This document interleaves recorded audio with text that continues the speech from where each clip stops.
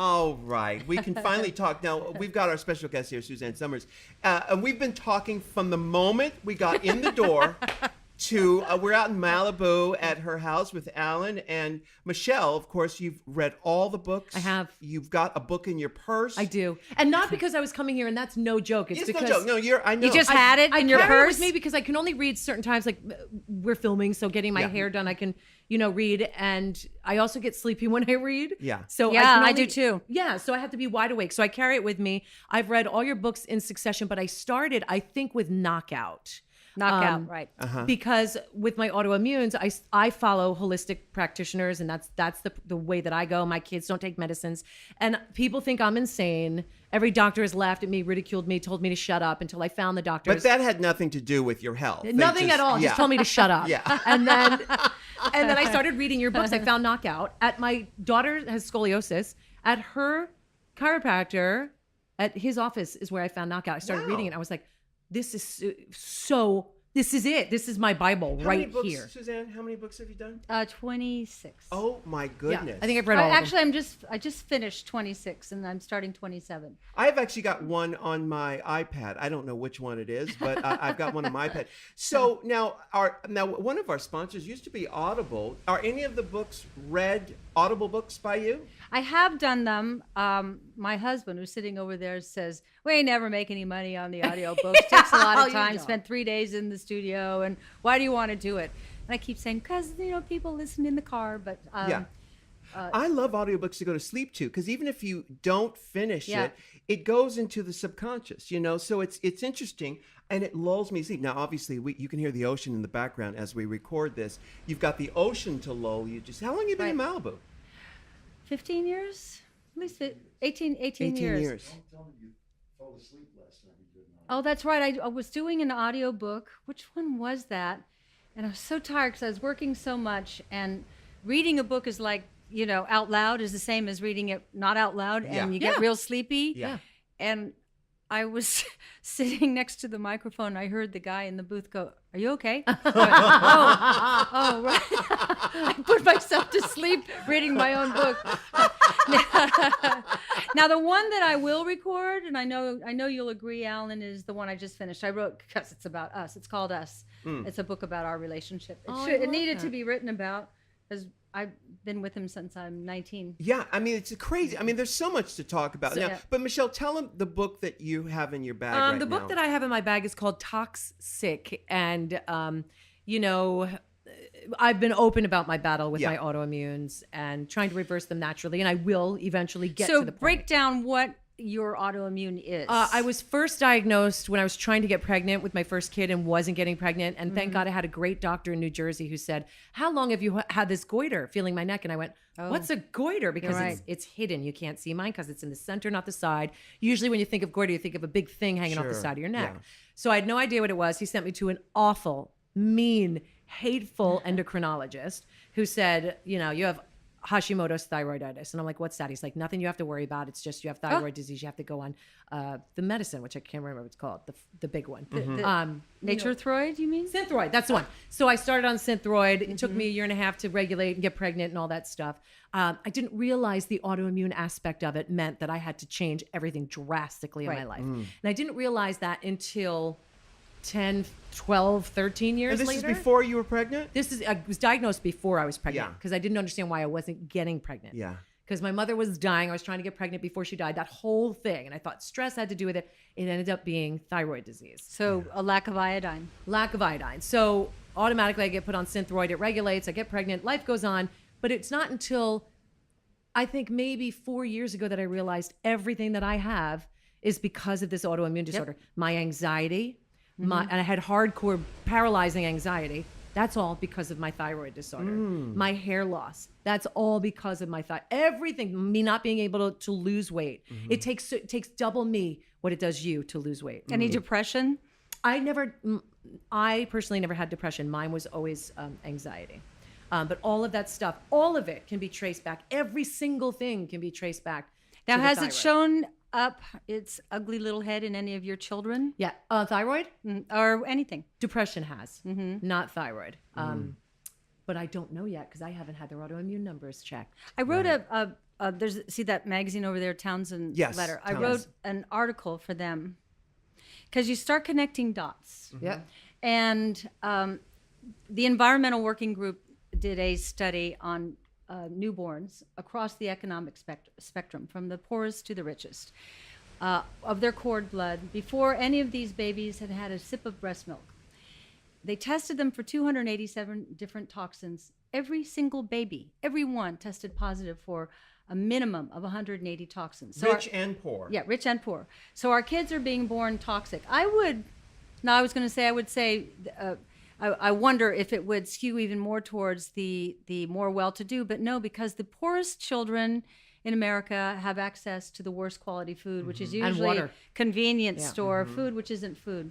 So in thinking about that, then I thought, and all of us got something wrong with our gut. There's hardly anybody alive that doesn't have something wrong with their gut. So now babies are being born in guts that aren't right, that are toxic, and leaky guts, and immune systems that are broken down. And so what is the long-term effect of this going to be on the next generations? And we're seeing it in kids. Like 2 of my grandchildren have ADD, ADHD, OCD. Then she got bit by a Lyme tick. It's just like, it's all in a kid. It eats through the barrier wall, gets into the bloodstream, and then goes on a rampage for organs and glands. For her, it went after her thyroid, whatever the toxins were in her GI tract that ate through. Oh, there's the garbage man. Yeah. Speaking of garbage, yeah. I know you don't think that I have garbage. Never. For some reason, they wouldn't take our garbage yesterday when they took everybody else's. So we had to call Mr. Garbage Man to come get our Yeah, here garbage he today. is. Anyway, for her, it went after a thyroid, but it might go after any organ or gland, but it really wants the brain. The brain is 65% fat, and toxins live in fat. The thyroid is fat. The thymus is fat. All the organs are fatty, but the brain is the fattiest of all. Is that the Alzheimer's connection? Yeah. Okay. Yeah. To the gut. Yeah. And by the way, we were all raised. Yeah. If you have a toxic GI tract, your likelihood of getting Alzheimer's goes up by 50%. So that's why we're seeing this with such regularity, and nobody's alarmed anymore. Nobody's alarmed that people have cancer. Yeah. And I don't know, I'm older than you are, but when I was a kid, I knew somebody who Right. knew somebody who Right. had cancer, whatever that was. Now you know so many people. You might, So many if you don't have it yourself, you know people have had it. So everybody's really focused over here on the problems of the world. I'm over here. I can't take on those problems. I'm over here going, our food has been hijacked. Our health is being degraded. We're being dumbed down because of the food. If your brain is not firing, I don't care how smart you are, you can't think, you can't learn. Right. So what is the long-term ramification? But I do want to say that we were raised, I personally, and you too probably, Rue, were raised on processed foods. My mother cooked, but both of my parents worked. Yeah. So every night if I wanted mac and cheese, it came from a box. Yeah. High C was in a big tin with BPAs and everything, and lead and you everything go. else in it. You know, all of it contributed. Yes, I contribute to what happened to me, to the food, the processed food that I ate growing up. Oh, I do too. And environmental, 100%. Yes, of course. Yeah. But what about the people out there? And I fight it every day on my Facebook feed because what I post is all about that. But you have so many people that are going, GMOs are not real. There's data, there's proof, meaning there's no proof that a genetically modified organism is going to hurt your health. It's been proven. That's why they do it. So is this a fight that you're constantly fighting every single minute of every single day, or do you not care anymore because you know what's right? I pick my battles. Do you want to take on Monsanto? You don't really want to take on Monsanto. You just hope that people understand that GMO food does not carry sufficient nutrition to sustain a human body. So, and it creates an insecticide factory in the intestines. So now there's the beginning of your, what might ultimately be your Alzheimer's, or what might ultimately be your Hashimoto's or thyroid cancer or whatever. Cancer, here is an interesting thing, and that was Nick Gonzales. I kept asking him the question over and over. I said, does cancer begin in the stomach? He said, most all cancer begins in the stomach. And then when Dr. Mercola interviewed me, he said, I will go a step further than Nick. He said, all cancer begins in the stomach. So if you see this pathway that I'm talking about, The crap comes in. It comes in through your skin, through your lungs, the air you breathe, and the food you eat. So that's the good news. We're in control. Change the air in your house. Change the food you eat. And change the stuff you put on your skin. People don't it's realize. actually kind of simple, and it's a huge thing. But can you turn it back? I mean, people hearing this are probably thinking, you know what, I'm screwed. There's nothing, I don't have the money to go to Whole Foods or to Erewhon or to, change my life what can we do? Honestly, most people don't live the way we live. But it's priorities. If you get enough information, like this is an important conversation for your audience. You get enough information out there that people say, I don't want to go to Whole Foods anymore because they just made a deal with Monsanto. But let's say Erewhon or Clark's or any of those pure health food stores. You have to at some point do without to get, A lot of people, I can't afford it, and I think, you have nice shoes on. Those are really nice. What are those? Are those Manolos? Louboutin? Yeah. Wow. Your apartment looks really nice. Yeah. IKEA. Okay, so the average person listening right now, quid pro quo. Yeah. What could they do today? Say you have all this information. Mm-hmm. What could you do today? First, have a glass of water, perhaps. Make sure it's filtered and purified. It just seems like so much work, and you think, just but kill me. Somebody just kill me. What's more important? What's more important? The quality of life. Vitality, living a healthy. If you're sick and every day is not fun living for you, there are things that you can do to change it. I'm going to give you a really easy example. I greened my whole makeup kit. Now, I work with drag queens. I work in a drag production and trying to find the makeup that can do the same job. Oh my God, you're not going to go after my makeup, are you, Michelle? I clean my whole kit, and let me tell you something. I use a lot of Suzanne's. If I didn't have it, and this is not me being here and up your butt, I promise. I bought her body shimmer, and I use Suzanne's organic body shimmer all over my body on stage. It's fantastic, and I didn't think twice about putting it in my body, because let me tell you something. Even the greatest brands that I bought from Sephora that are the natural brands, and I'm going to say like Josie Marin and people like that, who I respect them using natural products, still have things in it that are not natural. It's leaving my mind right now, but the silicone.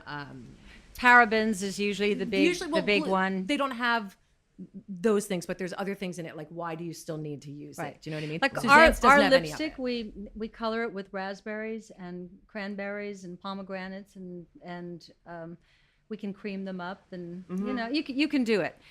There are some lipsticks that are so great that have lead in them, and the color is so great, and so I do it. When I'm on stage and I want to just have those lips that I want to just like be those lips. But I really think about it, and I really rarely do it. But it's hard. As we're trying to come up with lead-free lipstick, and we can't get the pigment yet. Right. That is in the lipstick with lead. Think of how much lead. Do most lipsticks have lead? Almost all. So now, when lead gets into the body, it's stored in the bones. So it's in your bones. Mm-hmm.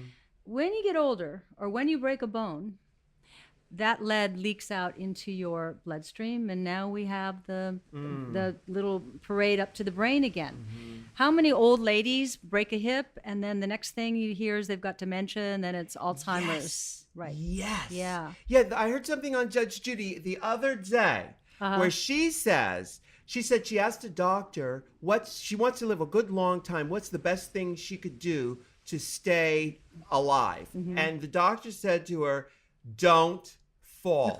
Yeah, don't fall is right. Absolutely. It's true.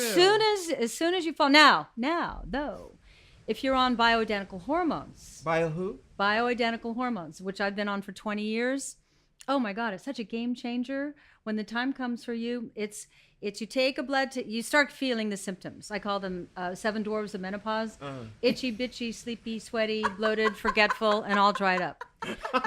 And whenever you feel one or more of those symptoms, and you will, even as a guy, you will. Really? Yeah. Then you go have a blood test with a qualified doctor. We have a network called foreverhealth.com. Yes. And they will see your not only your hormonal deficiencies, but your nutritional and mineral deficiencies.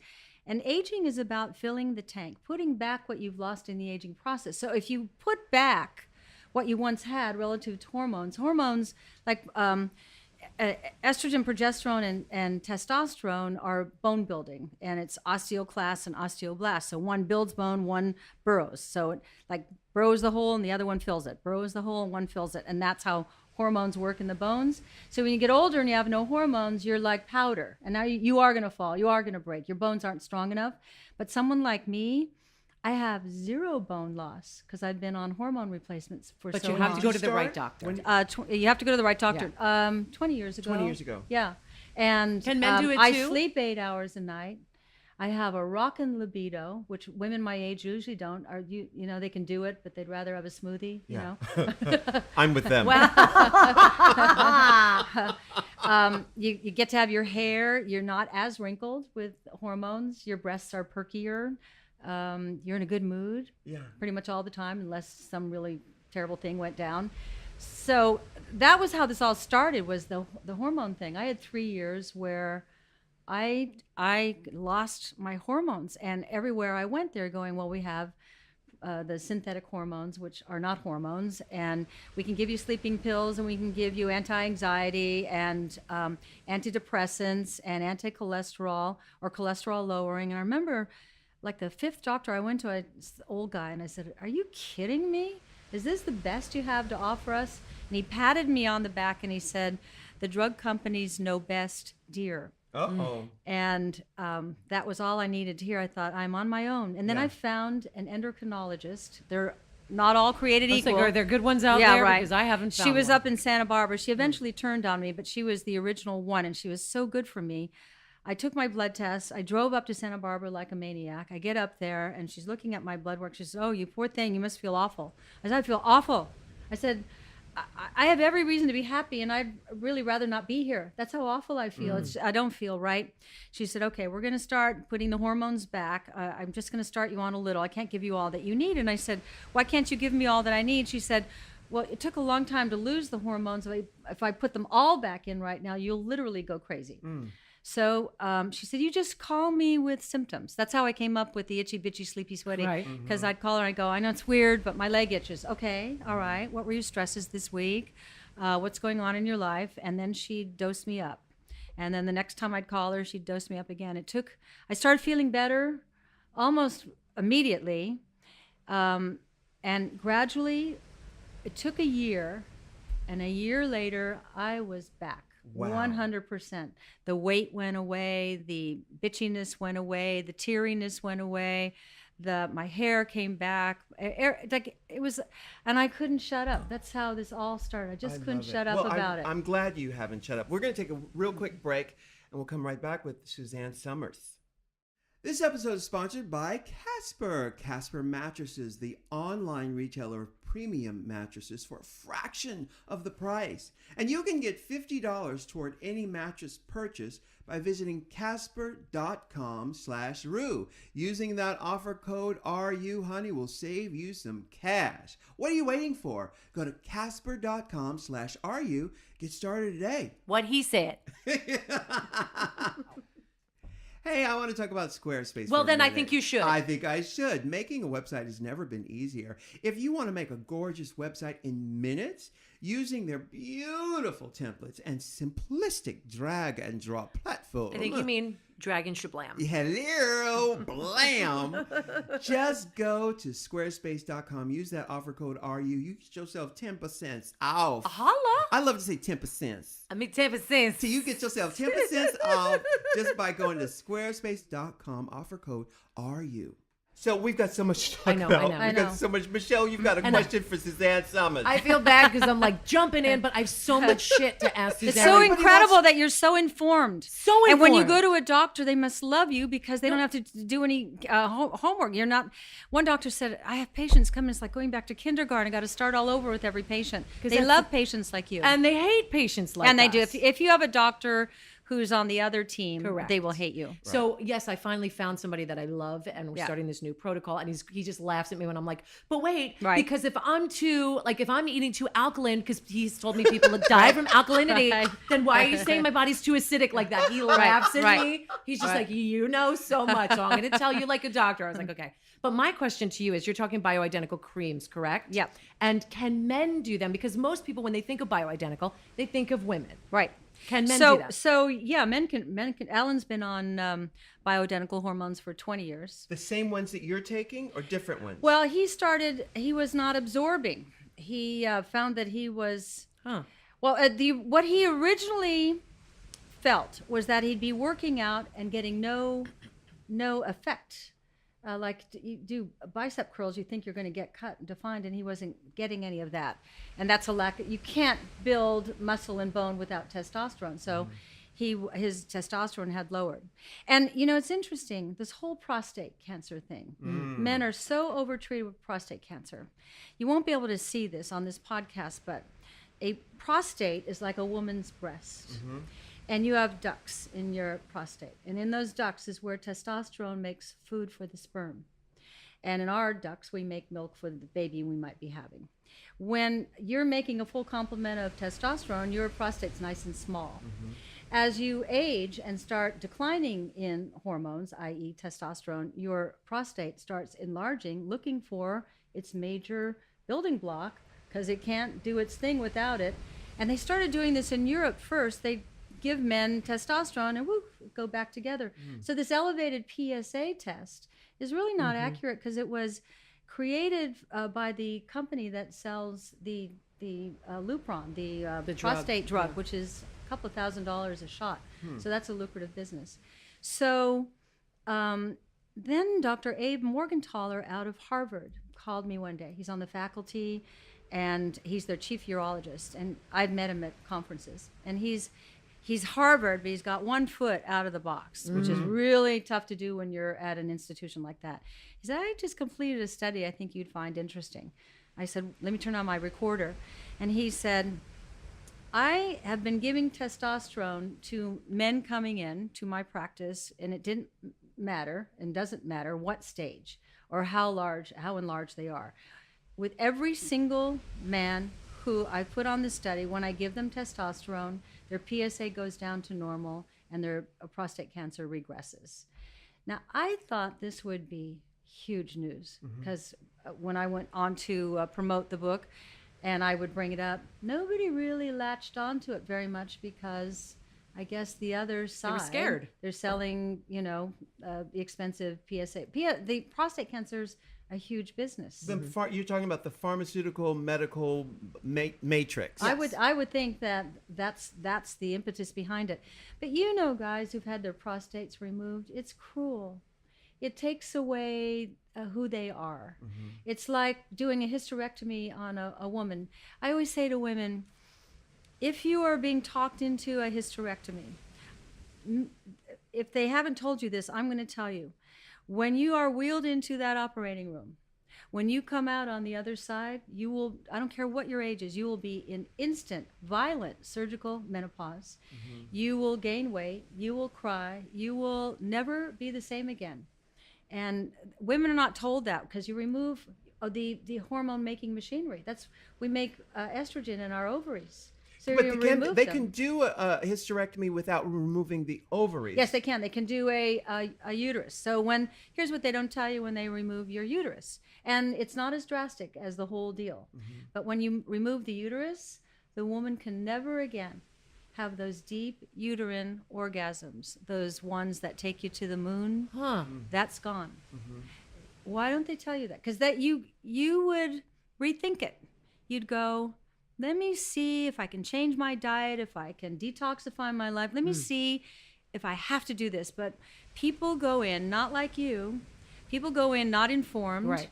And like children at the doctor's office, and whatever we're told to do, we do. Yeah, right. Yeah. But that's the way it is when people go into doctor's office. They don't know that they're allowed to ask questions. Right. I told you the first time I went into the first diagnosis of my Hashimoto's, I started bringing up questions. My doctor, who was, I think he was in like his 70s and probably shouldn't have been practicing because he was an angry, angry man. He literally said to me, shut up until I'm done talking. He said, shut up to me. And I went, what? Oh. You just shook my whole life up by telling me I have an autoimmune, and you're telling me to shut up until you're done asking questions. I never went back to him. No kidding. And I found a doctor in New Jersey that was amazing for my thyroid. Okay, so But he was still a doctor. I have this question. Now, for the people out there listening who are, say, under 30. Yeah. You know, what could you do today? Now, there's so many, they all have a lot of questions, but this is a three-parter, okay? First of all, what could you do today to turn this trajectory around? Because we're all headed there, right? Yes. No, you have no choice. Yeah. Right. And then the other thing is, where do we go? Do we go to SuzanneSomers.com? I mean, do we find all of the answers we need there? She got a lot. I can direct you through a network, because that's the question that comes up. Where do I find a doctor? I don't have one. So there's this network called foreverhealth.com. It's a free service. And you go there and they will connect you. You don't have to go to this person, to a doctor nearest you. And this is somebody who's been vetted by the Life Extension Scientific Advisory Board of 26 doctors, professionals, and scientists. And once you get through the vetting, you're like, okay, you can be part of this club so that these people don't go, and get screwed over. And if you don't like that doctor, you go find another one nearer you or further from you, whatever. You only have to go once, really. Mm-hmm. And then it's phone calls, and then it's lab work. So back to Alan for a minute. Because he stopped absorbing the cream, we switched to shots. So once a week, Tuesday's shot day.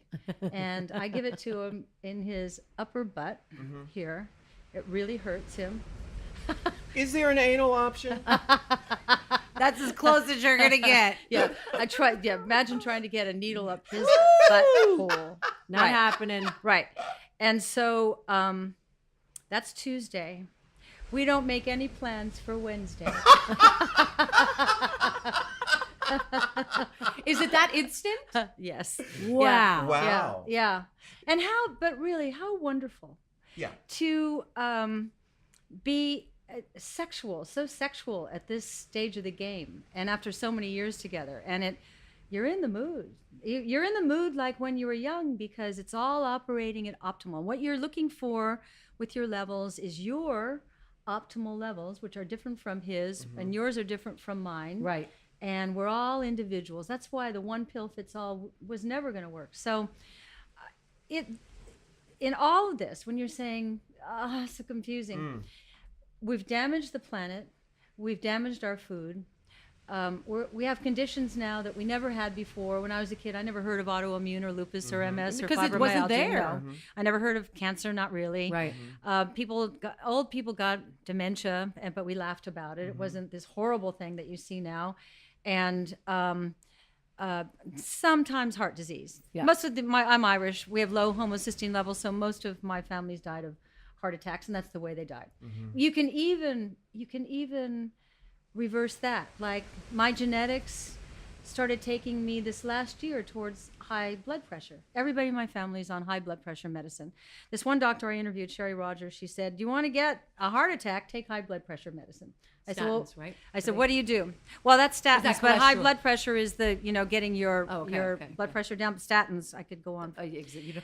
So I take ACE. Let's call it ACE. Vitamin A, vitamin C, vitamin E, magnesium, L-arginine, glutathione. And I started taking those 7 supplements. My blood pressure was starting to get up.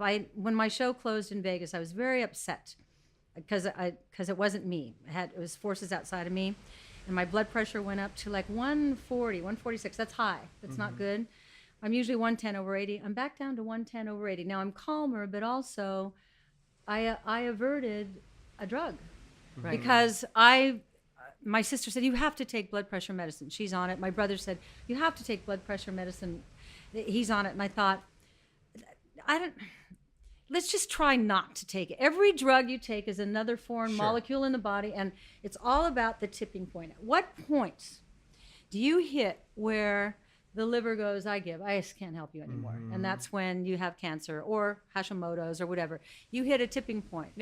And so finding the right doctor through health Forever Health. Foreverhealth.com is the start, and then you can find out what supplements or what you need. But we've talked about this, and we could talk about it forever. But I do want to get into your life and how amazing your life has been, because anyone who starts off as a pretty gorgeous actress in Hollywood, their road doesn't take them to where your road is. Exactly. It's an amazing story. It's an unusual story. And I want to talk about that. Do we have time, Mr. Producer? We have a 5 minute. But first of all, all this information you can find out at SuzanneSomers.com and at Foreverhealth.com. But okay, so let's get into Suzanne Somers. Here you are, how fun. the entrepreneur. That's so fascinating to me, because, as you know, and you've seen people come and go in this town. Come and go. Mostly go. You are still here. You have created an empire. Where did that start? Where did that sort of that interest in finding new things, the seeker in you, was that always there? The seeker, Suzanne Somers, the seeker? Probably. There's part one and there's part two. Part two is the relationship between Suzanne Somers and Alan Hamel. And that part, that really is where it went to the heights that we've been able to achieve.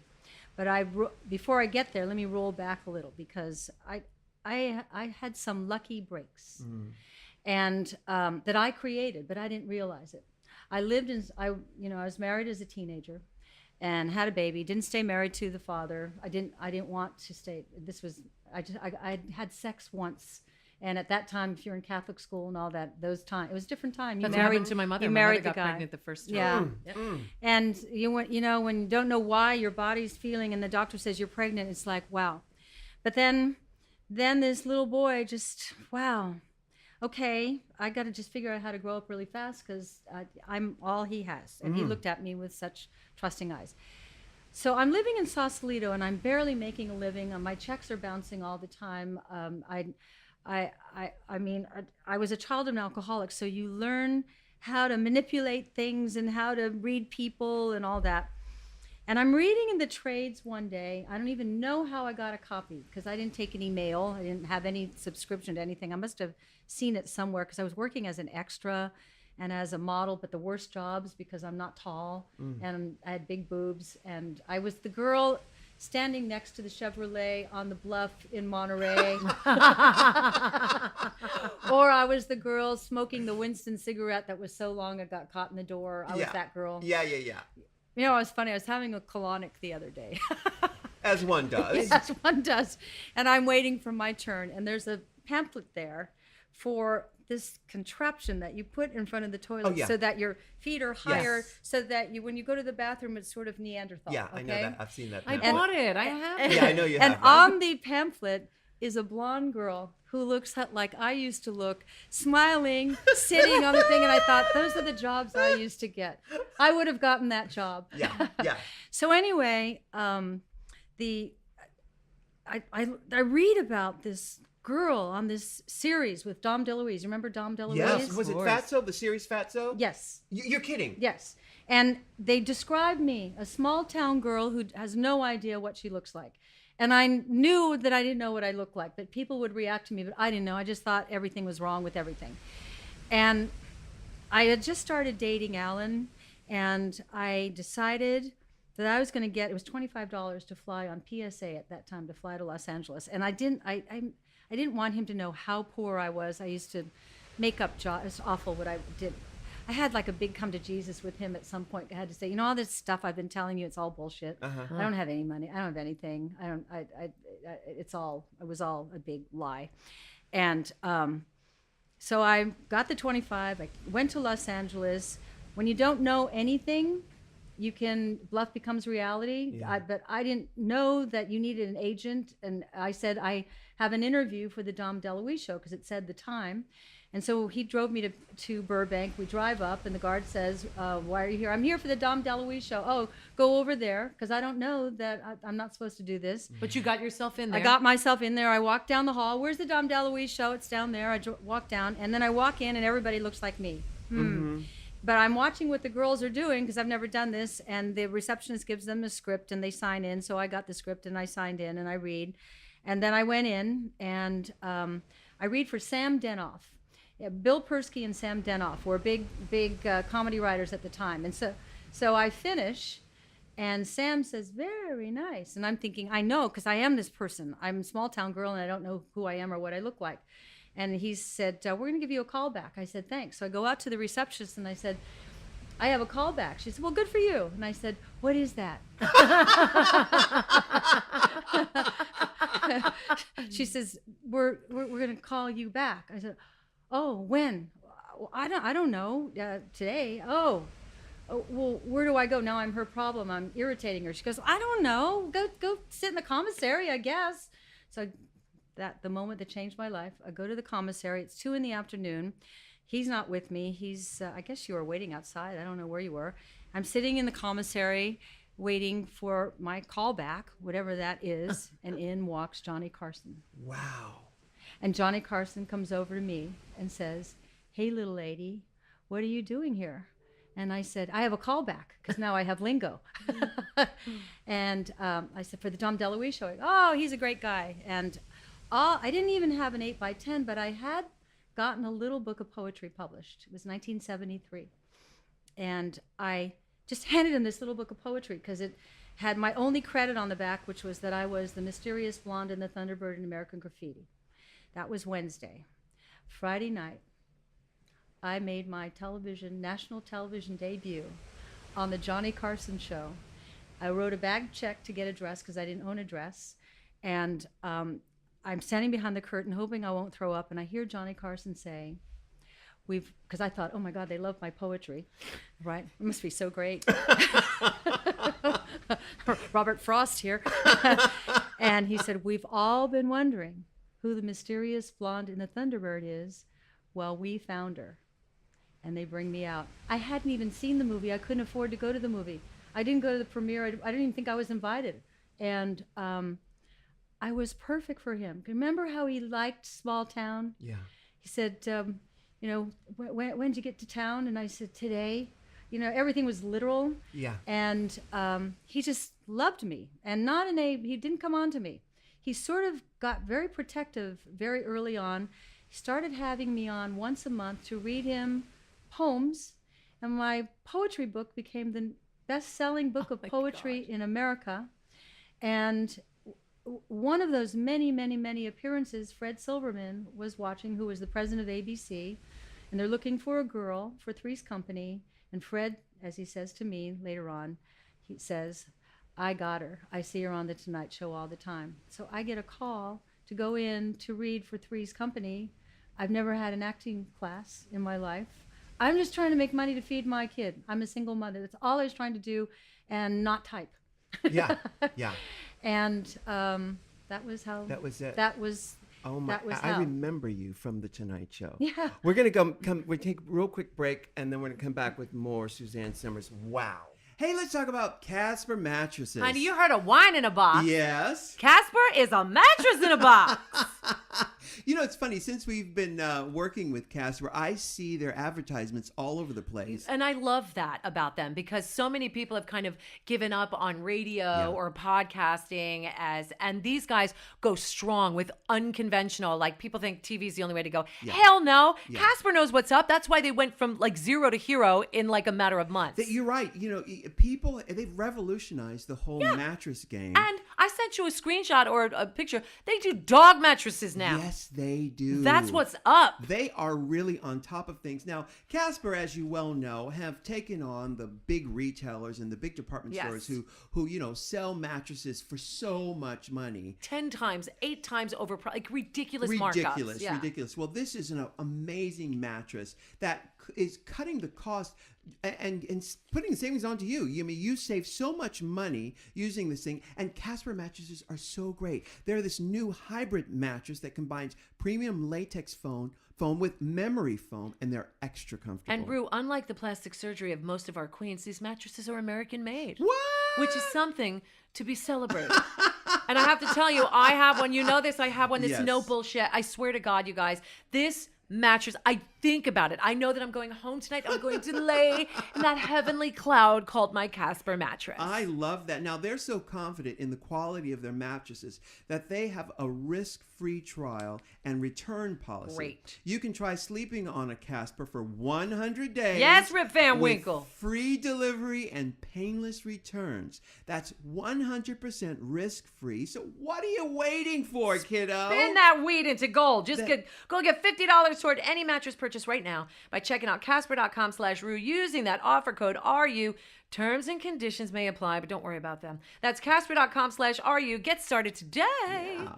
Well, actually, we're talking No, about Suzanne you Somers. It is manifested very likely because this is the thing that people listening want to know is how do you know? How do you find your frequency that is in line with the frequency that you're supposed to be in? Interesting. Where is that? Because in fact, everything you've done, even with the research with health and your career, your life partner, you have found the groove.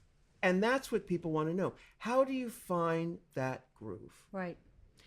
Well, the first thing was imagine being with John Ritter and Joyce DeWitt, with those incredible comedy writers, Nichols, Ross, and West. Like you were saying, they're all they're children of survivors. And I have a theory about Holocaust survivors' children, that they either are done in by it, by the depression around the house, or they see the funny side of life. These guys saw everything funny. And so I'm watching, and Mickey Ross, I said to everybody, I am so honored to be here. I've never studied acting. I had the lead in Guys and Dolls in high school. I was Adelaide, but I got a scholarship for it. I got a scholarship to college, but then I got pregnant, didn't get to finish college. But it must have been something, because Walter Winchell had come. Do you know who Walter Winchell is? Yeah. Walter Winchell heard about me and came to see the high school production. What? Walter Winchell. Oh, yeah. Wow. And I didn't even know who he was. And this guy in a raincoat comes up on the stage. We're all sitting in the high school. You know how I sit on the floor when you're in high school. And he comes up to me and says, "You're going someplace, sister." And so that always stayed in the back of my mind, that this guy said, "You're going someplace, sister." So now I'm with Mickey Ross, and I said, "I don't know what I'm doing." And so he started working with me. Remember Nadia Comaneci, her coach, how she'd do a flip and she'd look to him and he'd either go like this or he'd go like that. Mickey was like that. I'd do a scene, I'd look at him and he'd either go like that or over here, and we'd huddle. And he was really, I was like getting the greatest acting coaching you could get. Was Mickey Ross the director of Three's Company? No, he was the producer and writer, head writer. Nichols, Ross, and West. He was Mickey Ross. And 2 years into it, I'm starting to feel my oats. And one day I'm watching John Ritter near the end of the second year, and it hit me. Oh, comedy is musical. It's set up, beat. I am musical. I've always been musical. And as soon as I had that revelation, watching John, I wanted to let Mickey Ross know I'm ready to fly from the nest. What I didn't realize was during these 2 years, this guy fell in love with me, much, much older. He's the father figure to me, in a way that a father could desire his daughter but knows it's wrong. So he never made a play. But by then I announced to everyone I'm marrying Alan Hamel. And Mickey Ross hated Alan Hamel, hated him, and then was so angry with me and said, "It's not right to marry. He's your manager. It's going to fall apart." And so 5 years later, when my contract was up, and I had signed for anything during those years, I made no money because. Where do you want me to sign? Yes, you don't have to pay me. I'll just do it. You don't have to pay me. And so now it's year 6, and I'm on the #1 show, and I have the highest demographics of any woman in television, and I know how to play. I morphed into Chrissy Snow. She had a moral code. I created Chrissy Snow. And so we decided in our renegotiation, which we had to do, to ask to be paid what they're paying the men. Why are all the men making 10 times more and more? So the morning of the negotiation, Alan stops at the kitchen door He looks back at me, not his usual style. He says, this could all blow out of the water. And I said, no, they're not going to get rid of Chrissy Snow. Are you kidding? So there are no cell phones at this time. He goes off to ABC. As he describes it, he walks into the meeting. The ABC lawyer, I think his name was Sunderland, was wearing a Stetson and had his cowboy boots crossed on the desk. So, Alan's sitting in front of looking through the cowboy boots. Right away, there's a mood. And he says to my lawyer, you got me last time with Laverne and Shirley. You're not getting me this time. At that point, my lawyer should have backed out. So Alan says, #1 show in 5-6 years, and she's been on so many national magazine covers. I was on like everywhere, everything, because he was doing everywhere. And he said, so, I want her to be paid commensurate with what the men are making. And Mickey Ross, who's been sitting there, as Alan describes it, seething, smoking a cigarette. And he smoked a cigarette like a joint. He puffed in like that. So Alan finishes. He looks at him. He takes the cigarette, puts it on the floor at the office, stomps it out, stands up, walks over to Alan Hamel, leans over him nose to nose and says, you want me to share my blood with her? And Alan puts his nose up to his and says, yes. And that was that. Wow. I was fired. Yes. So now I'm no cell phones. I'm waiting at home. Wow. And I'm waiting to come and see, did we get what we wanted? Where'd you end up negotiating down to, and what's this going to be? And there's a way the front door opens with good news, and there's a way the front door opens with bad news. Good news, door opens, slams, run up the stairs, right? Yeah. Bad news, it opens real slow, it closes real slow, and then the footsteps are trotting up the stairs. And it brought me to the edge of the top landing. And I said, what? And he shook his head and he said, you're out. Yeah. I said, out? It never entered my mind that morning that I'd be out. Right. You're off the show. So then they went right to Army Archer and talked about how greedy she is and who does she think she is, and because they wanted to make an example so that no other woman would have the audacity to expect to be paid commensurate with men. But they did something even worse, and I don't know whose idea this was. In order for me to be paid for the rest of the season, I had to show up every week for 1 minute to introduce your cousin. Yeah, they had a guard meet me at the back door. We shot an ABC show at CBS. The guard would meet me, walk me through the back corridor of the set. They set up a little set behind the set of a wing chair, a floor lamp, and 2 flats. So it's like a little room. God. And here's my part every week. I know, I miss you too. No, she's still sick.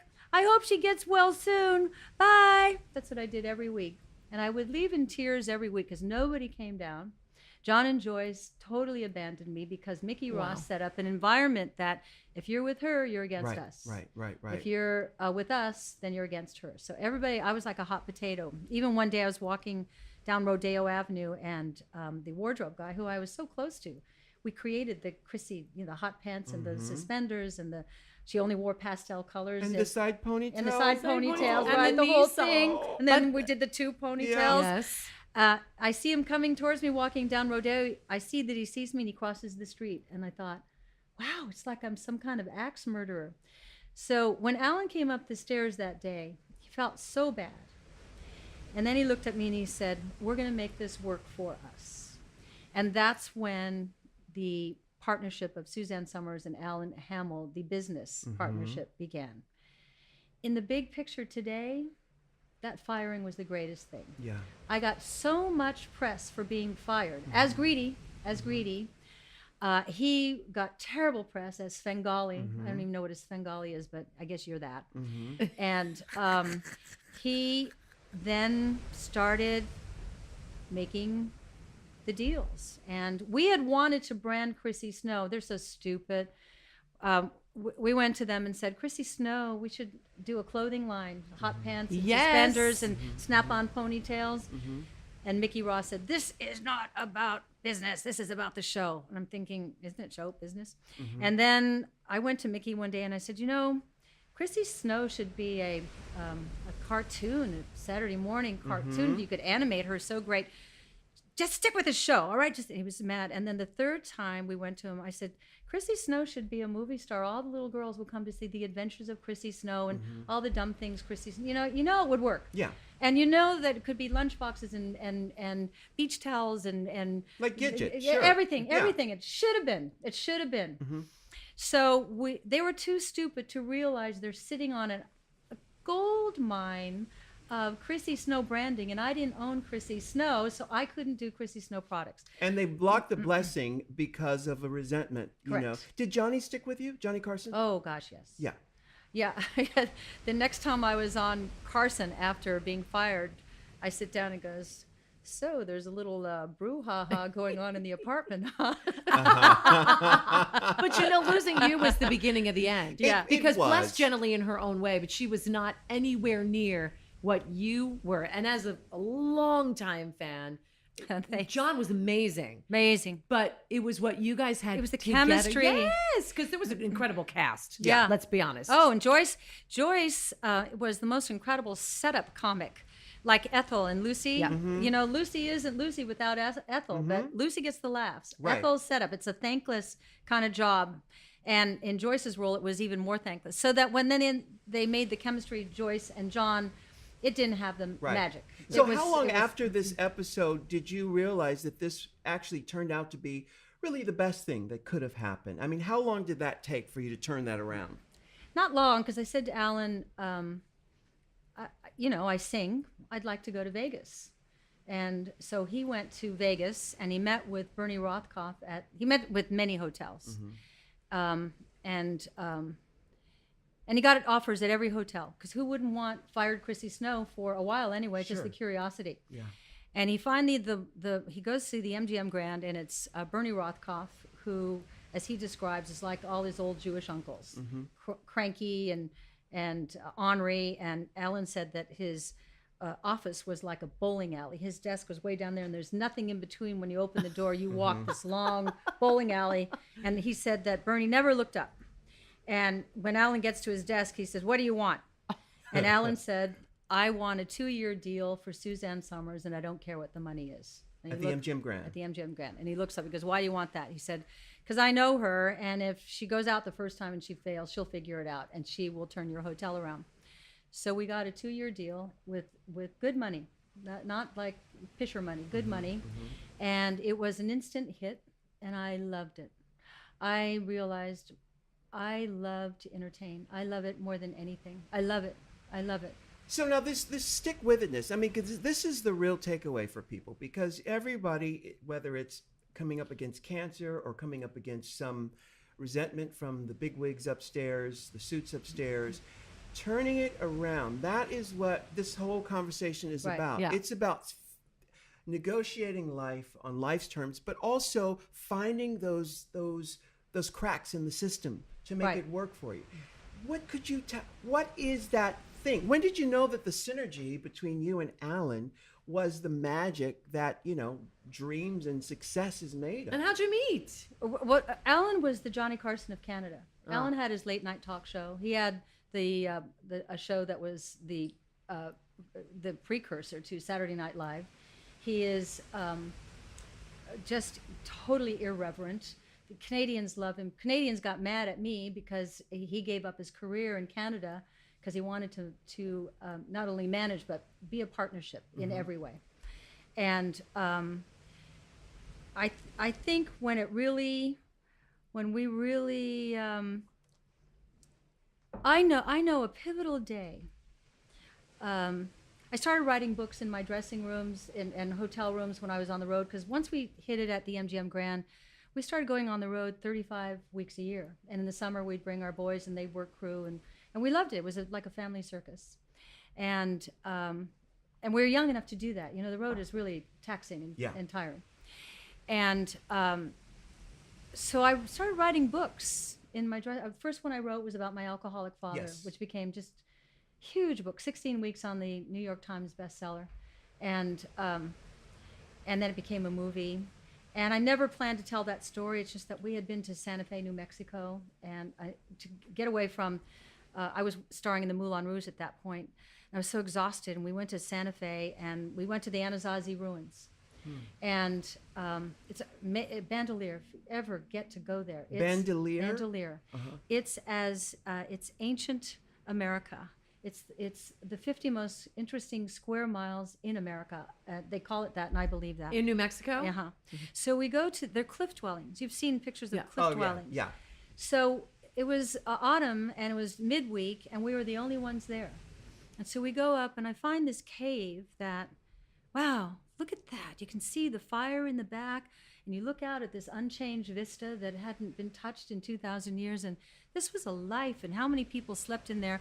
And I sat on this ledge all morning, and the morning sun was baking down on me, and he was off exploring. And that night I woke up and out of sound sleep, and I reached down. I happened to have a legal tablet. I picked up the legal tablet, and I, in a sleep state, started writing and writing and writing and writing and writing.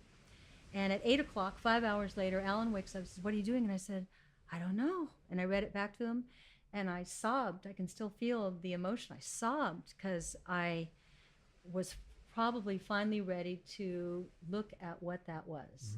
And he said, "You got to keep writing." And he knew, but he never really knew the depth of that we slept in a closet with a lock on the inside because there was so much violence.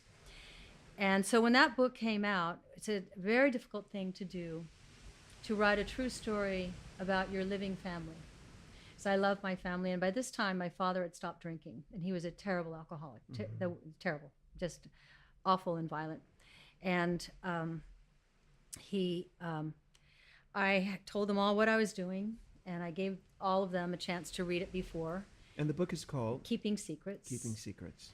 And we went on the Phil Donahue show as a family, and I said to Phil, I took him aside before the show. I was so nervous, and I said, "Phil, this is my family." He says, "I know."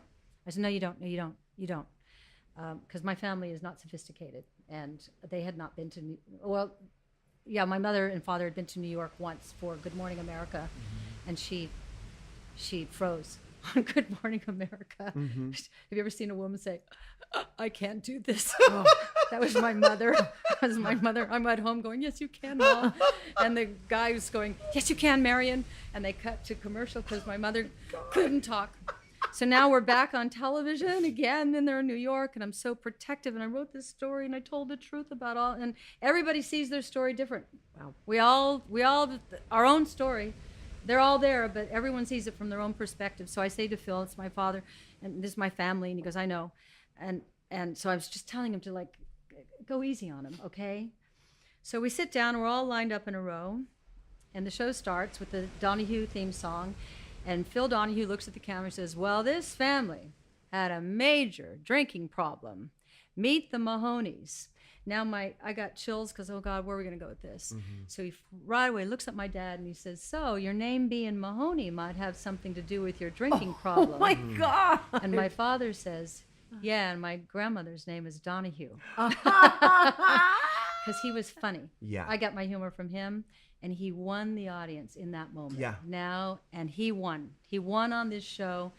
And then all of a sudden, my family became heroes in the small town that we're from because everybody said, "I didn't know you were going." We were too. We had the same thing going on at our house. We're all the same. We've all got problems. Yeah. So the books started like that, one after another. Once you write a book, you want to write another. Yeah. So one day, Alan books me for a lecture to be Entrepreneur of the Year for Ernst & Young. And he liked the gig because they paid me to come, and it was right down the hill from Palm Springs. It's at the Marriott, where the boats boats take you to your room. Yeah. And so the day before, he says, "What are you going to talk about?" And I said, "I don't know. I can't quite catch this speech." So the next morning, I get dressed up. I look kind of nice, and we have this little funicular that goes down the hill. And we're in the funicular. He says, "Do you know what you're going to talk about yet?" I said, "No, I can't grab it." He says, "You're going to speak for 90 minutes. I said, I know. So we're driving, and we get to the stage door, and the stage manager meets me, and I still don't have it. I don't know what, 90 minutes, I don't know what I'm going to talk about. So you had no papers with you, nothing? And so I walk around to the side of the stage, and I hear Mr. Ernst, or whatever his name is, saying, and today, and our guest of honor, and blah, blah, blah, and she's an entrepreneur, and I'm standing in the wings going, "Right, I am an entrepreneur, right. What do I sell? I sell my problems. Every time I have a problem, I write about it or turn it around. And so I went out and gave a speech about how you can turn your problems into opportunities. I got a standing ovation. I love it. And then and that led to, we're going to take a break, but we're going to talk about the ThighMaster and beyond, because that really... Because that was a problem. That was a problem. Well, it was a inner problem. thighs, yeah. Sure. Still and is. catapulted you into this whole other world. We're going to take a quick break and we'll be right back with Suzanne Somers. Now, guys, we received some gorgeous emails at RuPaulPodcast@gmail.com about those gorgeous Squarespace websites. You know the company Squarespace. They're the ones that make it so easy to create your own website. You don't need nobody help you. You don't need a body? You don't need no teacher. No, you do it yourself. Yes. Listen, the templates are so easy. What your man got to do with me? You know what I'm saying? I got a man. I ain't trying to hear that, see? They got this drag and drop platform that makes it so easy. And guys, get a free trial with no credit card required just by going to squarespace.com. When you're blown away and ready to confirm a plan, use the offer code RU and get 10% off. I'm sure that's what these people who write these emails got done. They got that. I got one too. You know they got 10% off. Yes, he did. You want to hear it? Yeah. All right. Hi, from one of your biggest fans. I got to say, about 6 months ago, I was really at a stagnant, vanilla, standstill place in my life. Oh, that's terrible. That is terrible. And thank you for being so honest with us. He works as a trauma ICU nurse and just felt like I was missing something. So I took my show on the road and became a traveling nurse, and I love it. To document this fun time in my life, I wanted to start a blog for my friends and family to keep up with me. I heard about Squarespace for a while now, but it wasn't until your podcast that I actually considered doing it. I really don't feel like you speak things that aren't the full tea. So now I have a really elegant website for my blog that took all of 5 minutes to make with Squarespace. I literally made a website at work in between powdering asses. Wow. Now, I've heard of a traveling salesman, but a traveling nurse? Traveling nurse. And his website or his blog is memphismerce.com. Memphismerce.com. You know, Merce is a male nurse. I did not know that. Yes. Wow. It's got nothing to do with MRSA, which would be terrible for a nurse. Yeah, that would be terrible. Yes. Well, there you heard it. 5 minutes to create a website. That's pretty amazing. And it can happen for you too, kids. Go to squarespace.com, get 10% off, and with that offer code RU, and you are set for life, honey. Thanks, David Young-Winter, for your email. Mwah. Mwah. All right, we are back. Now, okay, so much life. You've had so many lives in one lifetime, and that's pretty amazing. Now, as an entrepreneur, most people saw you in a whole different light with the ThighMaster, which was a global just phenomenon. How did you start that? And then after the ThighMaster, you must have thought, well, let's get something else really quick, you know? And now it's Alan and Suzanne. So I'm in my dressing room, and I just bought a pair of Manolo Blahnik shoes. What year is this? What year is that, Al? 89. He remembers numbers. I never. Ask me when you I'm and born. me both. Right. And they were $565, which in that time that'd be like 2,000 or 2,500 now. Yeah. And they were just nude, and they had a perfect toe and toe cleavage, and the right, you know, so gorgeous. and made the leg just one continuous leg. You can't beat a nude. Perfect. Perfect. You don't need any more shoes. You really don't. Yeah. If you look, I'm here for the summer, and I counted the other day. I think I brought, I don't know, 39 pairs of shoes. All I've been wearing are my, look, I wear my nude, this height nude, and then my nude. Yeah. And so I'm in my bra and underpants, and I'm thinking, Alan's going to think I'm so stupid. He just doesn't waste money. He's going to think I'm so stupid for spending almost $600 on a pair of shoes that are nothing. They're just nude. And so I go out in my bra and underpants, and I said, how do you like my new shoes? And he looked and he goes, great legs. Yeah. And I said, that's the commercial. And so if you remember the commercial, Yes. it started on those shoes, which I got to write Was off. it those shoes? Those shoes. Wow. And it worked up the leg. I was in a leotard with Alan off camera going, great legs. And that we sold 10 million of those and counting, yeah. But how does that all happen? No, so the manufacturer... I don't know. That's where he, You find the manufacturer in China, or do they come to you and say, oh, we want to do this thing and we'll cut you a deal with it? Or do you go out and seek these up-and-coming products that you want to promote? now that's how we do it. And really, that's what Alan is doing all the time. Alan's on the phone all day long. You know what? We zig and zag. I like to do what I like to do, and he digs the deal and making the deal. And so it's never been so good for a woman in this business. Right. Because I don't have to think about that. I don't have to take those meetings. I don't have to wonder if they're taking advantage. He has a sniffer. He always says if the hair on the back of his neck is standing up, he knows walk away. Yeah, Alan and Judge Judy, by the way. Yeah, yes, yeah. I know Judge Judy. She's exactly the same thing. You need that. You need that kind of savvy. But the ThighMaster came to us, this woman at the ashram here in Malibu, came to us with this V-toner. She sent a guy. It wasn't her who came, this guy. And he's showing the V-toner and how it's good for the upper body and it's good for... And I was just starting to notice that my inner thighs were like not as tight as they used to be. And I said, does that work for the inner thighs? Now here's where we differ. Alan says he called it the ThighMaster. I say I call it the ThighMaster, but who cares? It's called the ThighMaster. Right. And from the moment that went on, it was not only... It seems so tame now, but it was a sexy commercial. Yes, it was. Yeah. And people from television weren't doing commercials, so it had a big impact, but it was the late night guys who were doing the ThighMaster jokes. And Carson was already doing alpha beta jokes about Alan. I remember that. Yeah, remember? The grocery store. Tell a friend. Yes. And then and I remember one night Jay Leno was doing the ThighMaster orange juice machine, and David Letterman did ThighMaster. So it was the comedians that kept it going. And then one night we came home, we were on the road, we came home and we're getting to bed. You know how you turn on, it's like 3 in the morning, C-SPAN. And George Bush Sr. was talking at a state dinner. He's in a black tie. And he says, the reason Marlon Fitzwater isn't here tonight is because he busted his ThighMaster. And we're laughing. I go, we got the president selling. When you become part of the lexicon, the vernacular of the world, that's when you start moving units. Right, you exactly. And then it had a life of its own. It's just crazy. You said 10 million? And more. Along the way, our partners... Alan could tell the story so much better because at this point, Alan's now dealing with the partnership, and eventually, they went on a spending fest. They got big offices. Who knows all the perks and everything. They went through their half of the money, and there was a fund that we had in case there were lawsuits. They went through that money too, which was our money. So Alan ended up having the whole company.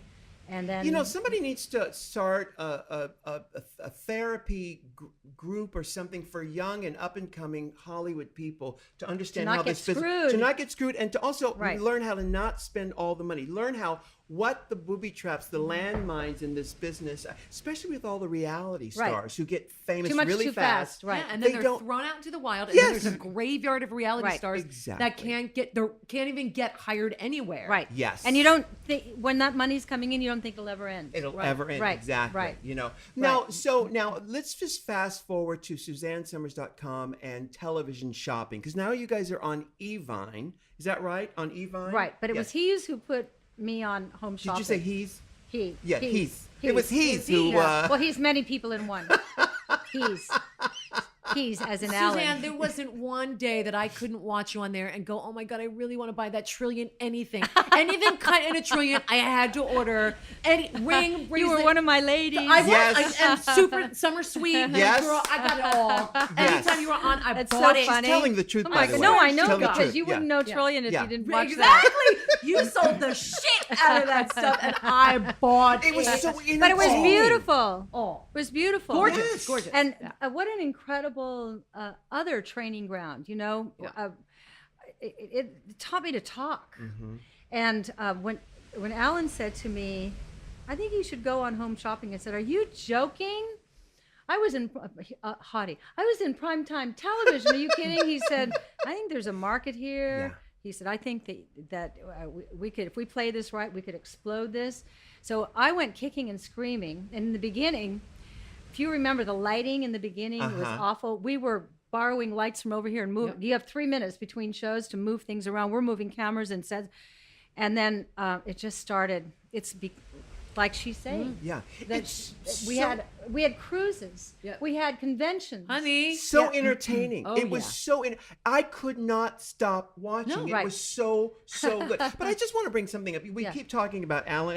Alan is here in Who's the room with sitting us. in the room. But you know, it's an interesting aspect of this. You know, I always think about the Clash of the Titans, where the guy has to go and cut off the head of Medusa, but he knows that you can't look at Medusa directly at him, and he realizes that his shield is reflective, you know? So he realizes having that other perspective, and you've got Alan for this, to be able to look, you could look at him and he could look at Medusa and say, am I there? And so like, cut the head off of that dragon or whatever it might be. Having that other visual, other perspective on a career is so important. Do you know of anyone who's been able to do it without that sort of shield or without their Alan? Do you know of anybody who's been able to do it to this success? I think Kris Jenner gets it. Uh-huh. I think she totally gets it. Yeah. And I think she totally understood how to market and brand those girls. Right. And that family and that everything. Right. And I admire what she's done. Because she was doing infomercials around 89 too. Yeah. Were you with Gunthy Ranker? No. And we're very good friends with Greg Ranker. Uh-huh. But we always did it on our own. Because they were doing an infomercial around that same time with Gunthy Ranker, her and her husband at the time. But that was the big news. And everybody thought, it's like stepping down a bit. But it turned into how do I get in on that? Yeah, yeah. And Alan is a visionary. I'm all about right now. He always sees far down the road. Like my opening night in Vegas, when I came back, Chrissy Snow's back and she's on stage. What's your opening song? What was your opening song? What was my... Was it Happiness by the Pointer Sisters? I'm so excited. Was it? I'm so excited. Right. There you go. Right. I'm so excited. Yeah. With all my boy dancers. Yeah, fun. She's talking about I'm so excited by the Pointer By Sisters. the Pointer Sisters, right. Who I eventually took the Pointer Sisters on one of my big military specials to Germany. Wow. Yeah, we had fun. So anyway, your opening night in Vegas. and wow, it was such a triumph, and all the reviewers loved it, and it was sold out, incredible, and was sold out for the first 2 weeks, and after the very first show, and I'm all flushed and high and excited, we're walking upstairs, and Alan said, "I see a time when you won't need all of this, where you'll just speak." I said, "Just speak?" After the first show. After the first show. Okay. So that's his ability. It took me years to understand. And then, like I'm speaking at Harvard in a couple of months. And I speak all the time. And I should, because I know what I'm talking about. Yes, you do. I know what I'm talking about. I got to say, by the way, I'm going to backtrack to the time when they tried to spin your firing as a greedy woman, trying to ask for too much.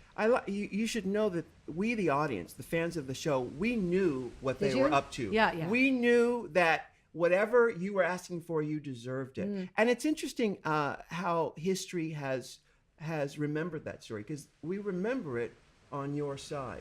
Because and as Michelle said, we knew that the show suffered after your leaving. Yeah, it was done, So interesting how life sort of has its own equilibrium, and it figures itself out. It also, we looked at each other at that time and said, we're never going to work for anybody again. We're going to work for it. No one can ever fire us again. We're going to work for ourselves. And that was a big turning point for the two of us. It was the two of us. And that way we were in control of our time. Even when I did series for other people, like Step by Step and Candid Camera. And she's the sheriff. She's the sheriff.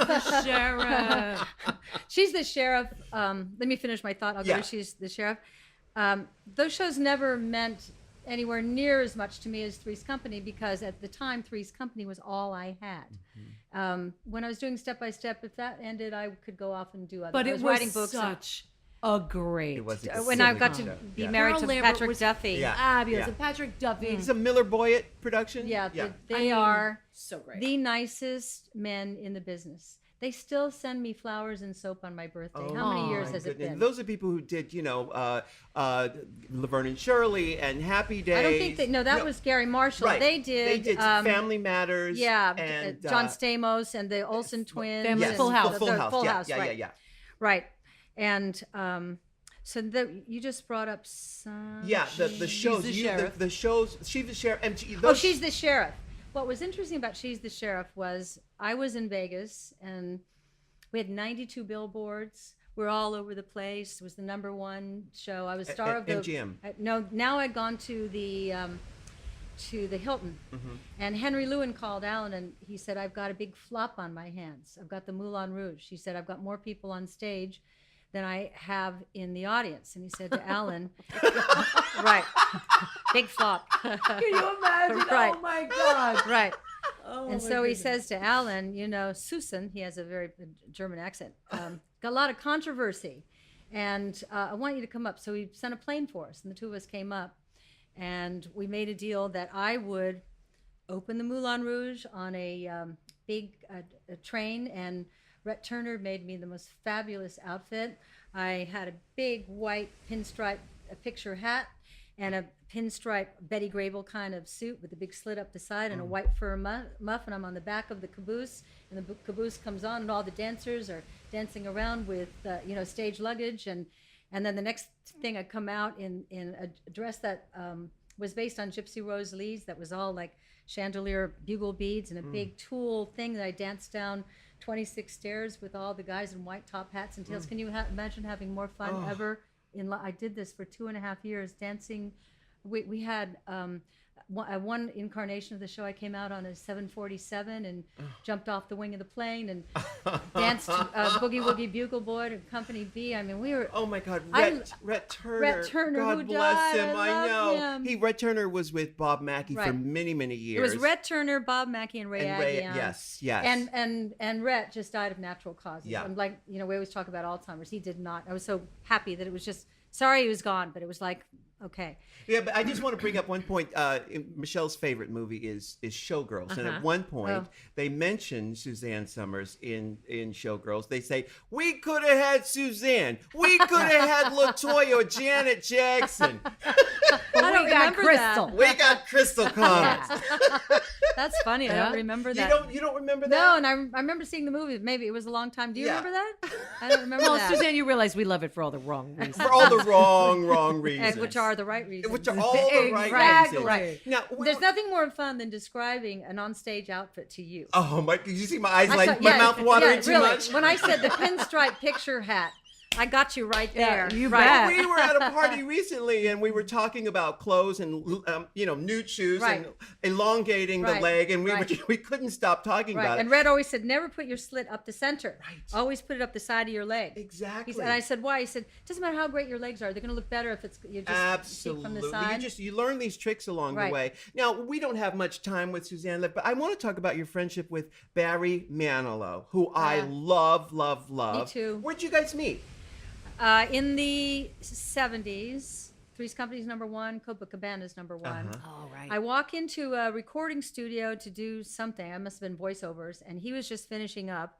And I walk in, and he looks at me. He didn't smile or anything. He goes, "Oh, you're the other one they make fun of." And I said, "I know, it's you and me." And it started that night. Yeah. And then He seems like such a lovely person. He does. and shot it for a guy who plays to 20,000 all the time still. The Q in London, he sells it out. They have to extend it night after night. I mean, the guy is just, it doesn't stop, because he does and has written the songs the whole world sings. Oh, he really. Have you ever heard the Nancy Wilson album he did? Yes. He produced With My Lover Beside Yeah. Me. You know. With my lover beside me. Yes. Right. It is one of my desert island He has albums. such taste. Such taste. Like my act this year at the Westgate. I had a residency. Where's the Westgate? Westgate was the Hilton. I'm back at the Hilton. Uh-huh. And so I'm out to dinner with Barry, and now I don't want a writer for my act. At this point, I know my show. I have a story to tell. I want it to lay out. I don't want to say other people's lines. You know, you have a punch-up guy, and he writes lines for it, and you say it, and it doesn't come out. It's not your punch-up. So I'm putting it together. So he goes, so what are you opening with? And because he always says the opening's so important. That's how you say hello. I said, I don't know. I'm a little stuck on that one. I said, I don't know. It's kind of the, Pharrell's song, Happy. And I was thinking of having, girls come out and do with it. And I look over at Barry and he goes, I'm uncomfortable.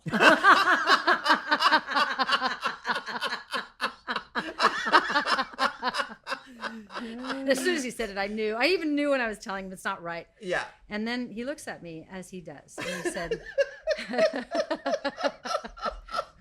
so perfect. He looks at me, he goes, you're enough. Yeah. He said, you're enough. So the next day, over comes a CD and a chart. And he put together Let's Fall in Love. But he starts with a Broadway, da da da da da da, ba ba ba. Three's Company.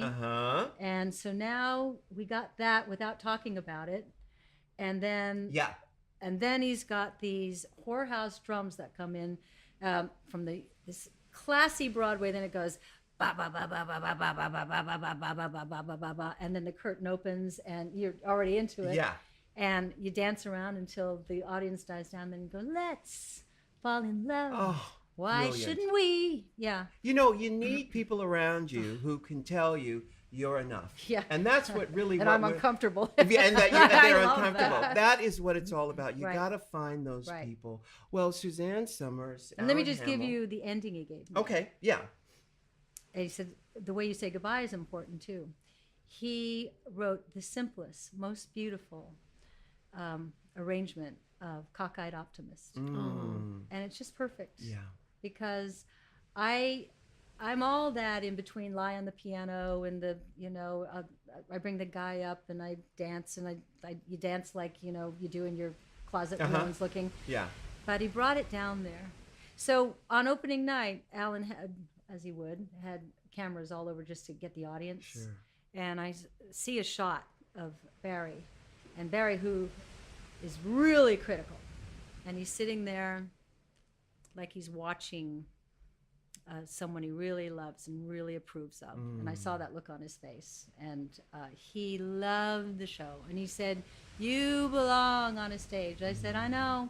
I know, but I'm so successful in the health world, which I love, that I have a hard time getting on that stage because I'm being brought over here. And what an incredible privilege and dilemma. What a great. Wow. Yeah. If somebody ought to, I know they're building that big complex in Palm Springs, and I've never actually been in the Follies room, where they used to have the Follies in Palm Springs. Right. But somebody needs to do a That would great be me. showroom. That would be me. Yes. I want that room. That would be I want that room. fantastic.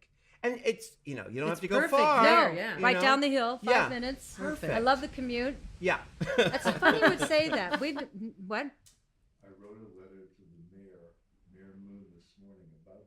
You're Oh, kidding me. That's why I God. said funny you should say that. Alan I'll show you the letter. Alan is saying that he just wrote a letter to the mayor of Palm Springs About that room. that same Yeah. room. Yeah. How it's 'Cause we've been Besheard. watching- yeah. It's Besheard. Yes, exactly. We've been watching it sitting there empty, and I want another residency in Vegas. I said, but if I could drive down the hill and sleep Yeah. in my own bed, Yeah. Yeah. and I'm Yeah. like the local girl there. Me and Barry are the two celebrities Yeah. there. Yeah. So- No, but what is Wow. happening with You're that astute. complex? Thank you. What's happening with that complex they're building there? Is it going to? They're still talking. What they're going to do with it? Because we talk about cockeyed optimist. I'm Right. very optimistic about that thing. I Yeah. think that's going to turn Palm Springs around Won't in a it? way To a that destination. is- When you Yes. call the travel agency, and it'll be an automatic. You want tickets Yeah. for the show? Yes, Right, I love right, that right. idea. Right. For people don't who you? haven't been to Palm Springs, they're building this huge complex in the center of town that is What is it apparently. now? What is it? I don't know. It used It to has be. a history. Yes, it has a history. Sinatra even played there. All the 40s stars played Sure. there. Well, you know what happened is in the contract players of the golden era of Hollywood, the contracts read they couldn't be more than 100 miles away from Hollywood. So they would there. go to Palm Springs. Oh, I didn't know that. and they would go to Catalina Island. Oh, so that's what why that was. happened. Yeah. I yeah. had no idea. Yeah. And Thanks for that trivia. You're really Palm Springs is like Palm Springs and Malibu. That's your gig. That's my gig. Yeah. And also, in selling problems, what would be a problem for someone? My age is my asset. As I get older, Yeah. with each year I get older, it actually gets better because all this health regimen has paid off. And so this You're year walking testament. this year I'll be 70. I'm still here. Yeah. Because you're Libra. Yeah, Libra, right. Oh, it's so coming next up. month is the big Yes. birthday. And I thought, wow, I have such energy. I thought 70 was old. It doesn't feel old. And when we were walking down the hall one night in Vegas last year, I said to Alan, I would love to do this for 10 years. I'd like to be on stage when I'm 80. You know, Debbie Reynolds did it. Yes. She did. Right. Yes. She did. Right. There's love it. Suzanne 70 and there's everyone else 70. And we all strive Yeah, to but be. you will get there the same way. I try, my job is baby. to teach this of there is a new way to age. Yeah. And you got to just put back what you've lost in the aging process and eliminate as many chemicals as possible. Try to not take pharmaceutical drugs unless absolutely necessary, and limit your amount of over-the-counter because you want to keep the foreign molecules out. If you keep this Dr. Gonzales said something to me. He said, cancer is manageable. I said, what does that mean? He said, you give it what it wants, it'll leave you alone. I said, what does it want? He said, it wants good nutrition and it wants a detox body. In other words, feed it right and clean it out. Feed it right and clean it out. And if you keep that in mind as a life mantra, feed yourself right and keep yourself clean, you're going to be fine. I love it. That's a perfect way to go out. Thank you so much, Suzanne. Oh, God, are you Thank such a doll Alan. again? Mwah. I mean, Mwah. what Thank a you, gift. Alan. Thank so you for much. having us. And thank you for being the mirror, the vision for He this is. wonderful woman. He is. All right. Thank you so much, Suzanne. Bye. Bye. Can I get an amen? Can I get an amen? If you can't love yourself, how in the hell you gonna love somebody else? Can I get an amen? And don't forget to Can I get subscribe an on amen? iTunes. If you can't love yourself, how in the hell you gonna love somebody else? Amen.